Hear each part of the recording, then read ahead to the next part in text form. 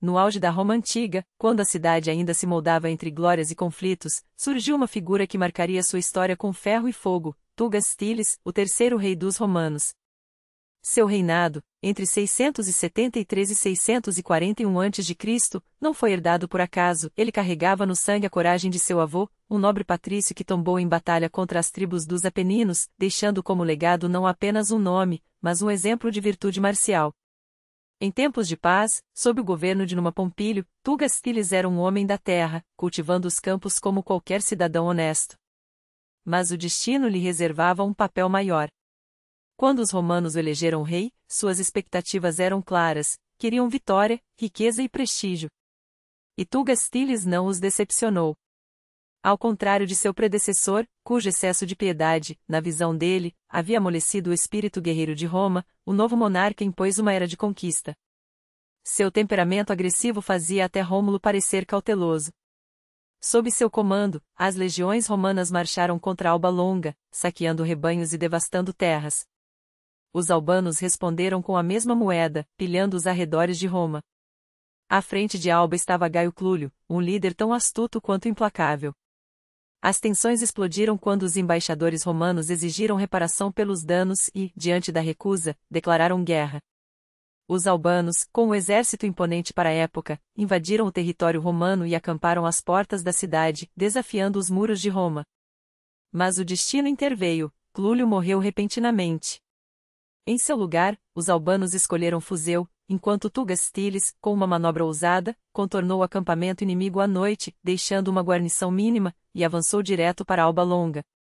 Fuseu, percebendo a armadilha, correu atrás dos romanos e propôs um desfecho inusitado, que o conflito fosse decidido por um combate entre 3 campeões de cada lado. Em tempos onde os exércitos eram pequenos, a habilidade individual fazia a diferença. O acordo foi selado, o povo cujos guerreiros vencesse dominaria o outro. Curiosamente, ambos os lados tinham 3 irmãos gêmeos, iguais em força e idade, os Horácios, romanos, e os Curiácios, albanos. Um detalhe trágico, eles eram primos, ligados pelo sangue da mesma mãe. A irmã dos Horácios, aliás, estava prometida a um dos Curiácios, mas a guerra não poupa laços familiares. Os 2 exércitos se acomodaram para assistir ao duelo.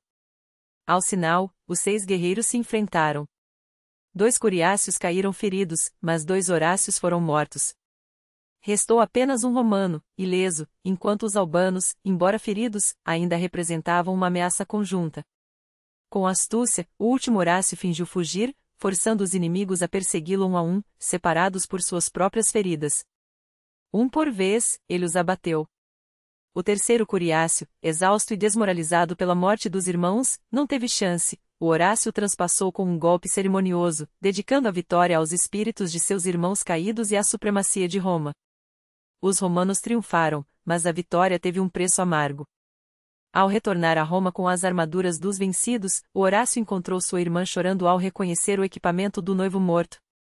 Em um acesso de fúria, ele a matou ali mesmo, acusando-a de trair a memória dos irmãos com lamentos por um inimigo. O julgamento foi rápido, embora absolvido pelo crime, o ato manchou a glória do dia.